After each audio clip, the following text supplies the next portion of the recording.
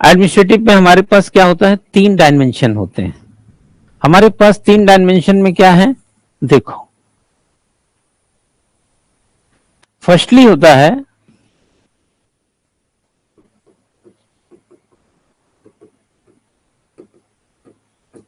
हमारे पास एक exclusive objective है, ठीक है। एक्सक्लूसिव ऑब्जेक्ट है हमारे पास, विशिष्ट उद्देश्य। कोई भी प्रशासक होता है, उसको एक टास्क है, उसके लिए एक्सक्लूसिव ऑब्जेक्टिव उसका। और यह प्रशासक कहां काम करता है, किसी संगठन में। उत्तराखंड, उत्तराखंड क्या है, उत्तराखंड को एक संगठन समझो आप। उत्तराखंड एक संगठन है। इस संगठन को चलाने के लिए हमें 2 तरह के लोगों की जरूरत है, ठीक। एक हमें चाहिए भौतिक संसाधन,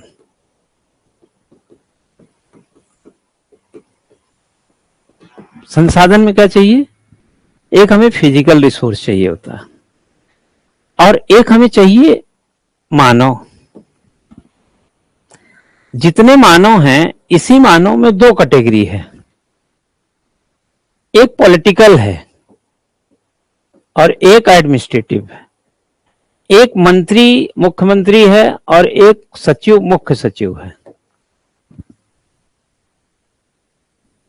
ये पॉलिटिकल जो है ये टेम्परेरी है, और जो एडमिनिस्ट्रेटिव है ये परमानेंट है। पॉलिटिकल जो है 5 साल के बाद इसको बंद कर दीजिए, 5 साल के बाद चला जाएगा, ठीक है ना। लेकिन ये 60 साल तक रहेगा। यहां समझ गए। उत्तराखंड को अगर हम एक संगठन के तौर पे देखें, तो इस संगठन के कुछ उद्देश्य होंगे। संगठन बिना उद्देश्य के नहीं होता है, और किसी भी संगठन को उद्देश्य प्राप्ति के लिए आपको 2 प्रकार के संसाधनों की आवश्यकता होती है, एक फिजिकल रिसोर्स, एक ह्यूमन रिसोर्स। हमारे पास ह्यूमन रिसोर्स में एक पॉलिटिकल लोग हैं और एक एग्जीक्यूटिव लोग हैं, एडमिनिस्ट्रेटिव लोग हैं। एक टेम्परेरी है, एक परमानेंट है। यहां धामी जी हैं, यहां चीफ सेक्रेटरी हैं। धामी जी 5 साल में 2027 में एक बार फिर रहेंगे कि नहीं रहेंगे, टेंशन होगा, इनको नहीं टेंशन है। और इस उत्तराखंड का एक क्या है, एक विशिष्ट उद्देश्य है। और ये विशिष्ट उद्देश्य मिलेगा कैसे, ये विशिष्ट उद्देश्य मिलेगा सामूहिक प्रयास से और सहयोग की भावना से।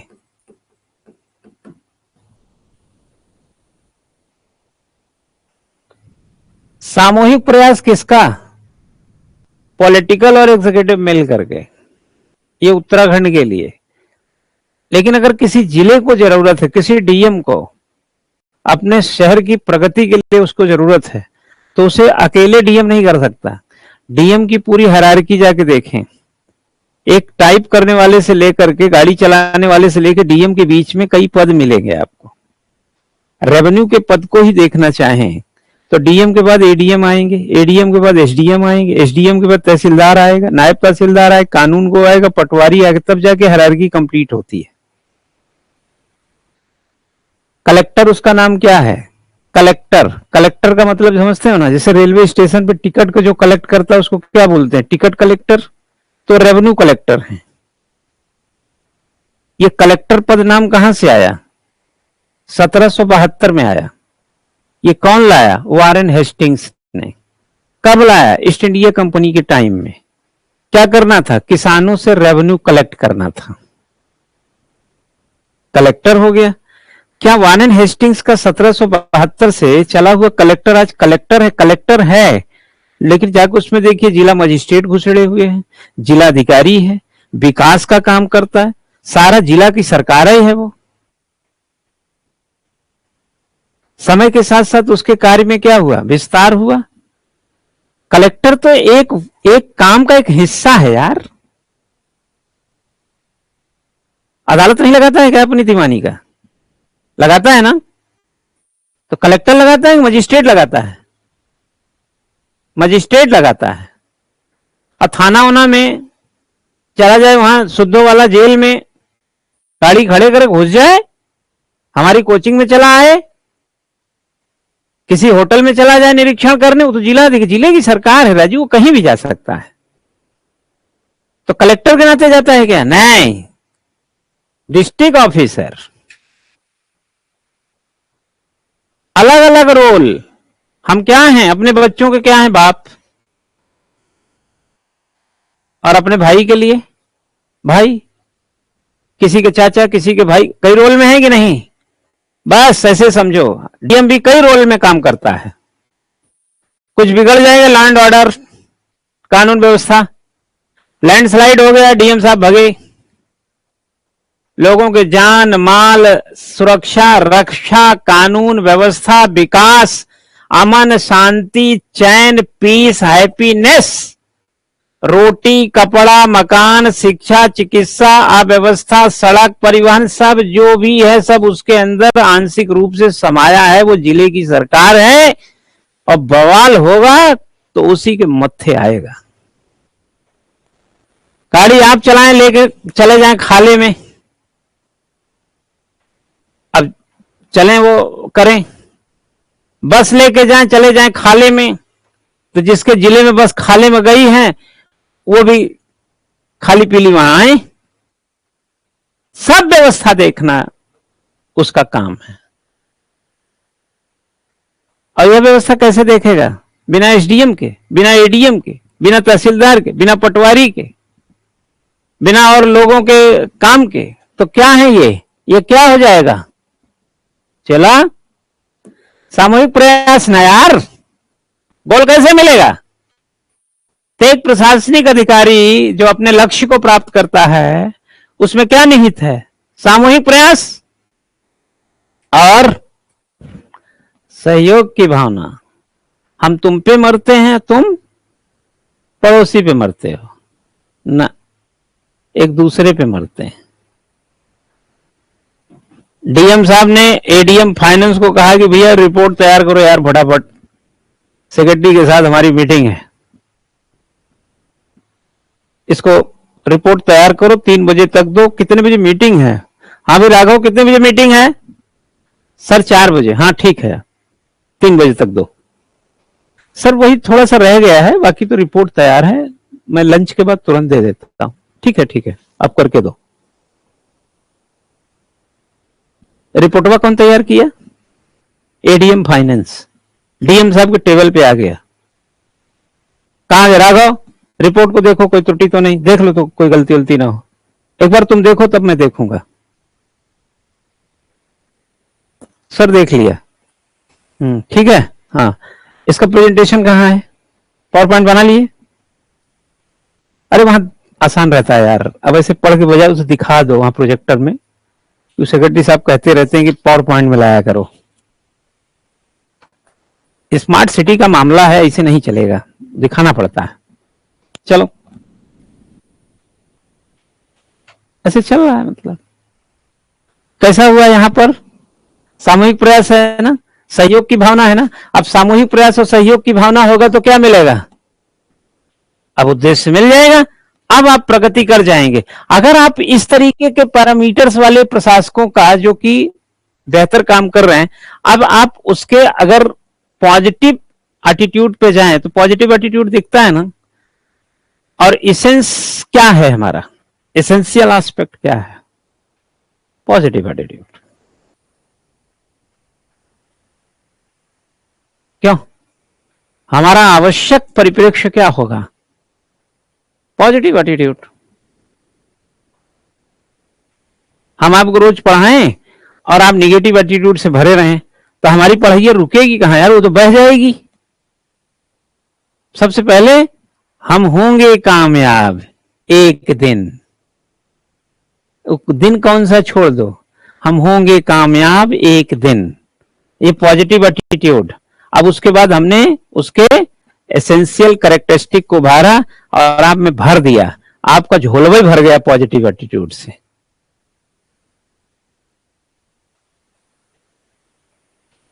अब ऐसे छोटा मोटा बड़ा काम करते हुए लोग आगे बढ़ते हैं। आगे देखो, इसको मिटा दूं मैं, इधर देखो।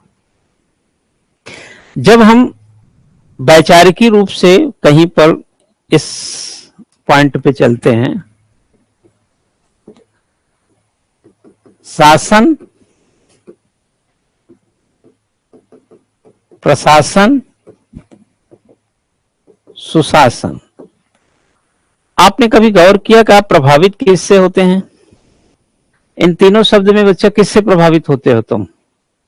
सुशासन से। गुड, सुशासन से प्रभावित होते हैं। शासन पहले भी था, प्रशासन पहले भी था, लेकिन प्रभावित आप सुशासन से होते हैं। क्यों भाई?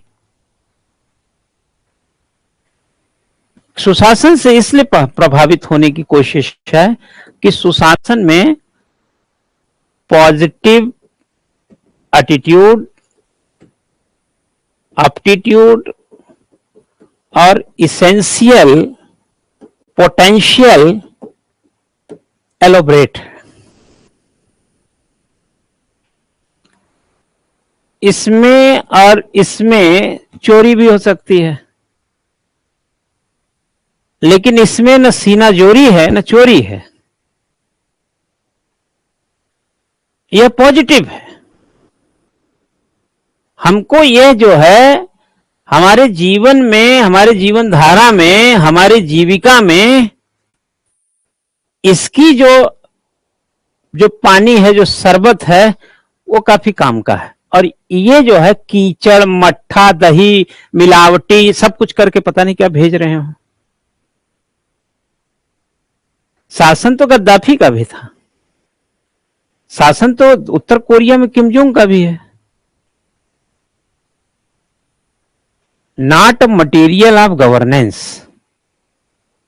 मटेरियल ऑफ उसका इसेंशियल कैरेक्टर जो पॉजिटिव एटीट्यूड की तरफ हमको धकेलता हो।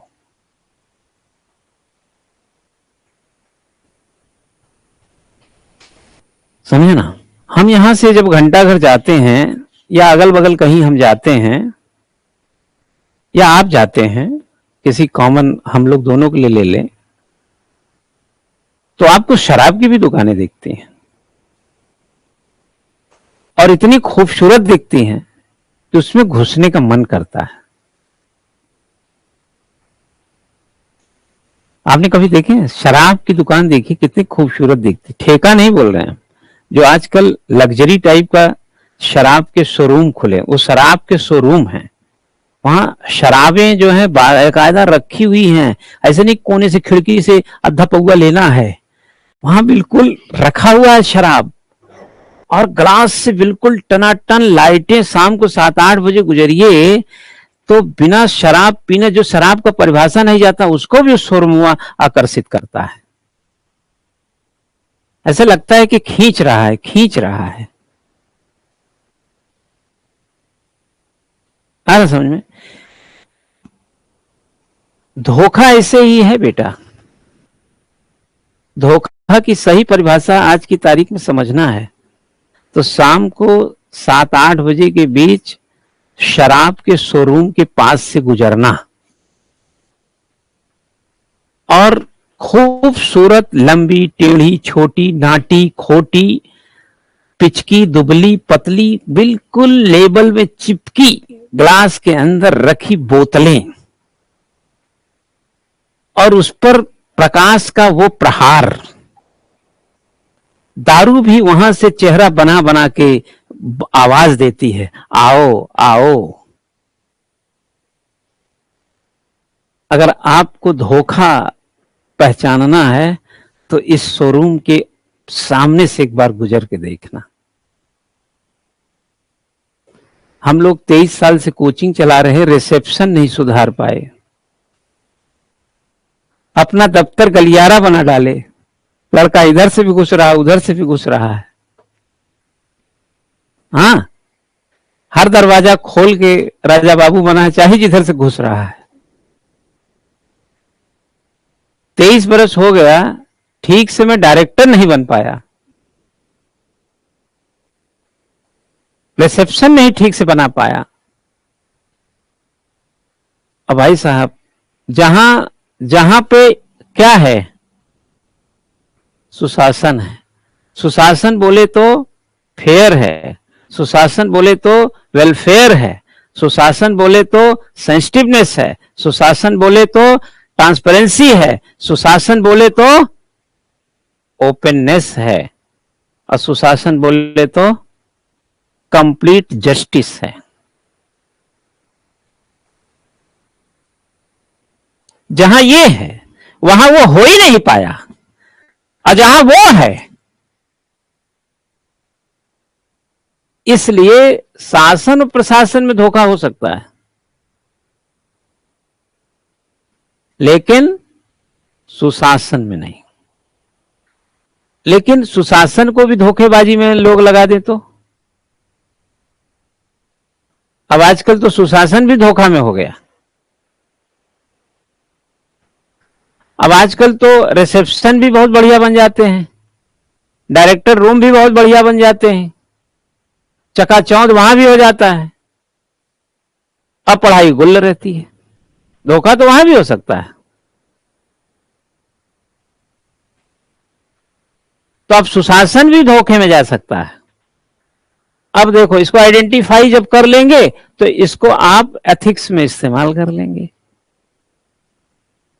जितनी भी पॉजिटिव चीजें हैं, जितनी भी, जैसे हमने बोला लोक कल्याण, ये लोक कल्याण शासन का काम है, लेकिन लोक कल्याण एक बार नहीं, बार बार बार बार करो। जो बार बार हो उस सुशासन की तरफ चला जाएगा। एक बार सड़क बनाया, खत्म। एक बार बिजली खंभा गाड़ा, खत्म। एक बार साफ सफाई झाड़ू लगाया, खत्म। ये शासन हो सकता, सुशासन नहीं। स्मार्ट सिटी है देहरादून, मालूम है कि नहीं आपको? हाँ, मालूम है? दिखा आपको स्मार्ट सिटी? दिखा? एक को गेरुआ रंग का, भगवा रंग का बोर्ड लगाया गया था। अब हम देख रहे थे कि बोर्डवा दूसरे कलर का हो गया, वो उसका सब कलर ही बदल गया। वो ये शासन हो सकता है, सुशासन नहीं। सुशासन बोले तो बार बार, बारंबार। इसीलिए इसको पहले किस फॉर्म में आया था मालूम है? शासन प्रशासन के बाद पहले सुशासन से पहले क्या फॉर्म आया था मालूम? अभिशासन। हमारे नेताओं को, हमारे मंत्रियों को, मुख्यमंत्रियों को, सरकार चलाने वालों को हमको पहले क्या सिखाना मालूम है? हमारे देश के सत्ताधारक, मंत्री, मुख्यमंत्री, प्रधानमंत्री और भी जो भी सत्ता चला रहे हैं अपना, यही लोग शासन चलाना जानते हैं। शासन के बाद बदला थोड़ा सा पॉजिटिव रुख बता रहे हैं, पॉजिटिव एप्टीट्यूड, एटीट्यूड की बात कर रहे हैं, वो है अभिशासन। अभिशासन, अभी शासन से पहले का एक शब्द हो गया, बोले तो उपसर्ग है, बोले तो बारंबार। अभी का मतलब बारंबार, बारंबार शासन, शासन बार बार, एक बार नहीं।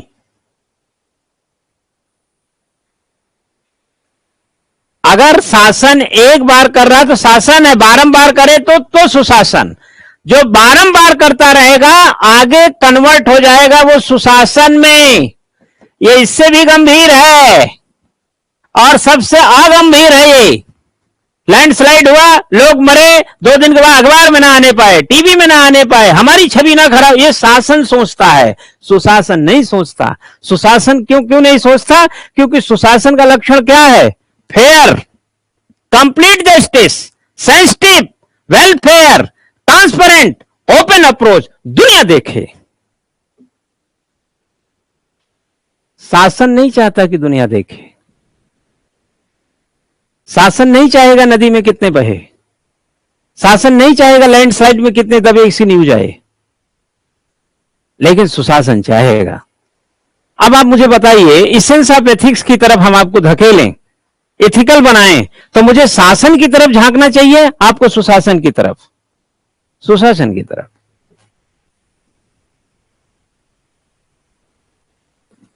अब आप लालटेन लेके सुशासन खोजिए, क्योंकि शासन हर जगह है, सुशासन कहीं कहीं है।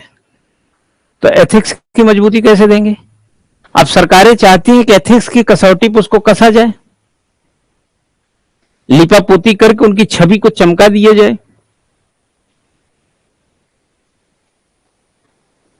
कोरोना में आपको हॉस्पिटल नहीं मिले, ऑक्सीजन के सिलेंडर नहीं मिले, दवाई नहीं मिली, अरे छोड़िए, दफनाने की जगह नहीं मिली, मरने के बाद कहां ले जाएं इसकी जगह नहीं मिली, फिर भी शासन चाहेगा तो उसको सुशासन की दृष्टि से ही देखिए। यह हर शासन की चाहत है।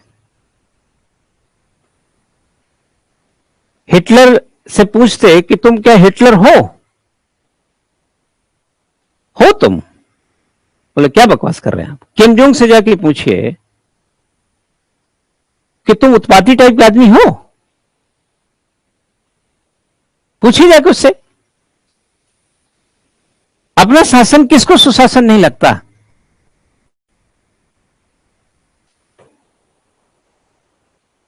सुशासन महसूस करने की चीज है, शासन महसूस कराने की चीज है।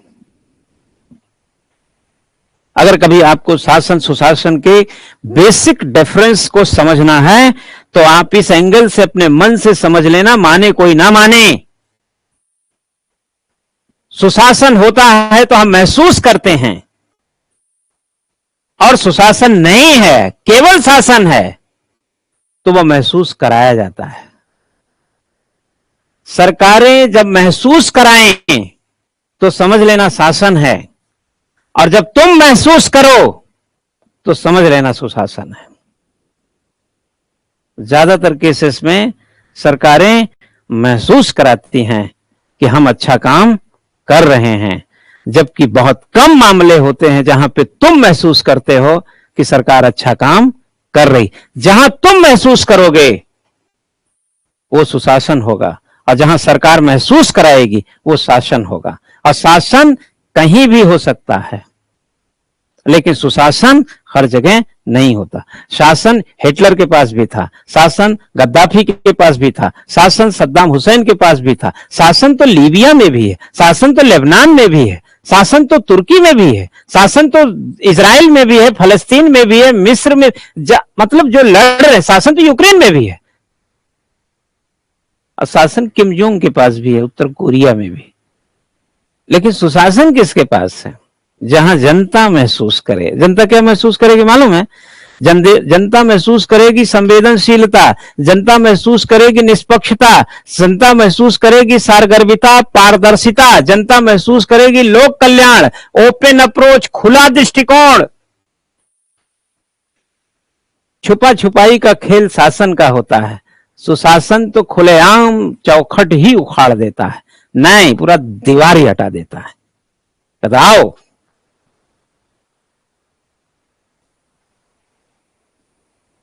आपने कभी गौर किया होगा कि जब हम क्लास से कभी 11 बजे निकल जाते हैं, ऐसे देखे होंगे हमको, है ना, ऐसे दफ्तर खुला रहता, मैं चला जाता हूं ना, ये वो वहां पूरा ऑफिस ही खुला रहता है। कभी आपने देखा मेरे केबिन में गए बंद हो, ऐसा नहीं होगा।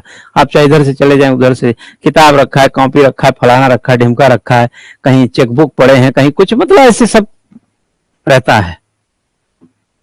उसके बाद भी मैं गाड़ी निकाल के चला जाता हूं, और जबकि 10-20 बच्चे ही घूम रहे हैं कैंपस में, जरा मात्र भी मुझे ध्यान नहीं आता। फिर सड़क के किनारे है, कौन आए कौन जाए मेरी अनुपस्थिति में, कभी ये गौर नहीं किया हमने।